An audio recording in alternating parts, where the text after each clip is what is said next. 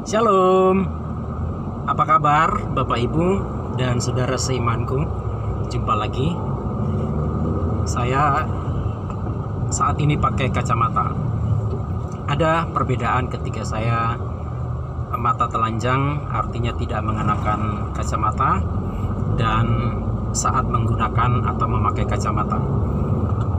Bedanya pada terang atau gelapnya. Ya, walaupun tidak gelap-gelap amat saat saya mengenakan kacamata. Maksud saya ingin membahas sedikit tentang iman bunglon. Ya, mungkin belum pernah mendengar, dan saya pun baru mendapatkan ini dalam perenungan saya. Satu kata atau dua kata, yaitu iman bunglon. Iman bunglon ini adalah iman yang tidak konsisten, iman yang tidak punya pendirian. Sederhananya, iman bunglon adalah iman yang gampang berubah sesuai dengan kondisi. Jika kebaikan itu putih dan kejahatan itu hitam, maka disinilah kita bisa melihat iman bunglon itu seperti apa. Waktu dia berjumpa dengan kebaikan, dia putih. Tapi saat dia berjumpa dengan kejahatan, dia berubah menjadi hitam.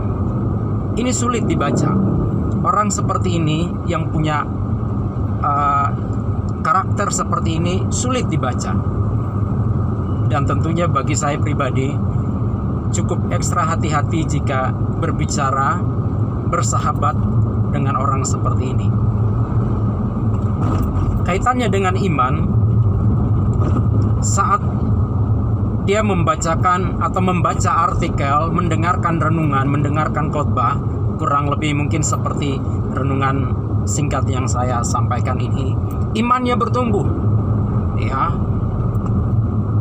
tidak usah takut terhadap corona, tidak usah takut kepada masalah, karena kita punya iman, kita punya Tuhan yang lebih besar dari masalah kita. 5 menit kemudian dia membaca artikel ataupun mungkin menonton video, membaca postingan yang terbalik dari apa yang sudah dia mendengarkan 5 menit sebelumnya. Dia pun berubah. Yang tadinya beriman, percaya, bersemangat, kemudian berubah menjadi ketakutan, kekhawatiran, kecemasan. Itulah iman bunglon.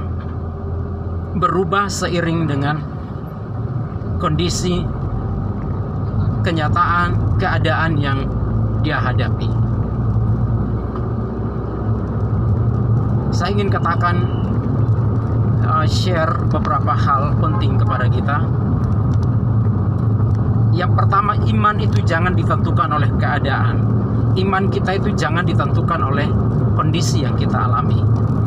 Namanya manusia, kecemasan, kekhawatiran, ketakutan itu pasti ada. Tapi ketakutan yang berlebihan justru menenggelamkan kita. Contoh, ketika murid-murid diombang-ambingkan oleh badai.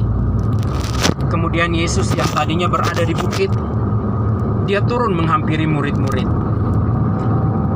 Namun ketika murid-murid melihat Tuhan Yesus, mereka berteriak, "Itu hantu."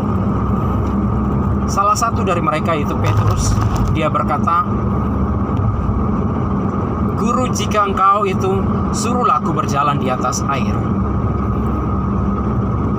Dia mulai memperlihatkan sedikit kepercayaan, sedikit dari iman yang dia punya. Dan sang guru berkata, "Datanglah, kemarilah." Petrus pun turun dari perahunya dan dengan penuh keyakinan dia berjalan di atas air. Tetapi kemudian firman Tuhan mencatat, dia arahkan pandangannya kepada gelombang, kepada badai. Perlahan dia mulai tenggelam. Saya melihat iman yang pertama kali mendorong dia untuk bertanya kepada Tuhan dan melangkah berjalan di atas air, mulai tergerus, mulai hilang. Kenapa?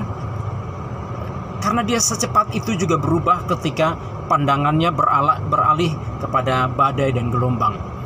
Ketakutan itu ada, ya, dan iman itu juga ada, tetapi muncul dalam kondisi yang berbeda. Iman yang konsisten, iman yang bukan iman bunglon, akan tetap saat dia berkata dia percaya, dia melangkah, dia bertindak sesuai dengan ajakan perintah Tuhan, maka tidak akan pernah terjadi yang namanya tenggelam. Tapi saat iman bunglon itu mempengaruhi kita sehingga kita mulai takut, kita mulai khawatir berlebihan, kita mulai cemas berlebihan, maka itulah yang akan menenggelamkan kita. Tapi sampai detik itu pun, ketika Petrus berteriak minta tolong, Tuhan Yesus langsung mengulurkan tangannya. Terkadang kita ada di titik seperti ini. Berserulah. Yeremia pasal 33 ayat 3, berserulah kepadaku, maka aku akan menjawab engkau. Aku akan memberitahukan kepadamu hal-hal yang besar, hal-hal yang tidak kau ketahui, dan hal-hal yang tidak kau pahami. Ketika kita sampai di ayat 6 dari Yeremia 33 ayat 3 dan ayat yang ke-6 mengatakan seperti ini, aku akan mengaruniakan kepadamu kesehatan, kesembuhan, keamanan, dan kesejahteraan yang berlimpah-limpah. Kita membutuhkan itu saat ini. Di tengah pemerintah, para medis, bahkan kita semua sementara menghadapi badai besar yang namanya COVID-19. Ayo, saya mengajak kepada kita, jangan sampai COVID-19 menemukan iman bunglon di antara kita sehingga menenggelamkan kita. Jangan sampai ketakutan kita lebih besar daripada iman kita, karena itu akan berbahaya, akan menenggelamkan kita. Saya Pendeta Yanto Andreas Binga STH. Shalom, Yesus memberkati.